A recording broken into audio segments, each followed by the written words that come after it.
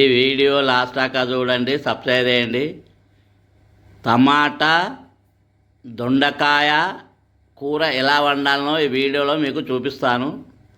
టమాటాను శుభ్రంగా కడిగి చిన్నగా కోసుకోవాలి. దొండకాయను చిన్న చిన్న ముక్కలు కోసుకోవాలి. దానికి కావాల్సిన 4 పచ్చిమిరపకాయలు, 4 పండు మిరపకాయలు, 4 కళ్యామాకు రెబ్బలు, కొత్తిమీర, మెంతి, ఉల్లిగడ్డ.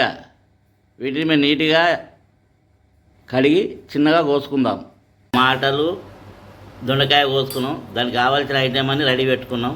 స్టవ్ అంటు పెట్టినాం. స్టవ్ పైన ఈ మట్టి కంచులు పెట్టుకున్నాం. అందులో 2 చెంచాలు నూనె పోసుకోవాలి.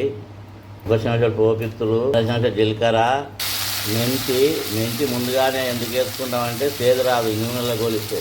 కళ్యామాకు, ఉల్లిగడ్డలు, పచ్చిమిర్చి, పండు మిర్చి, కళ్యామాకు, కొత్తిమీర, 1/2 చెంచాడు పసుపు, 1/2 చెంచాడు ఇంగు, చెంచాడు అల్లం వెల్లిపాయ, పచ్చివాసన పోయేదా గోలించుకోవాలి.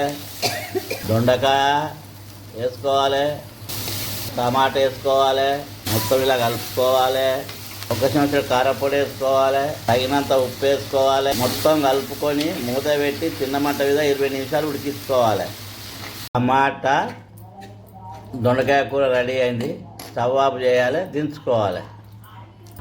అబ్బా, దొండకాయ టమాటా కూర రెడీ అయింది. గుమగుమలాడుతుంది. వేడివేడి అన్నంతో కానీ చపాతీతో కానీ తింటే చాలా రుచిగా ఉంటుంది.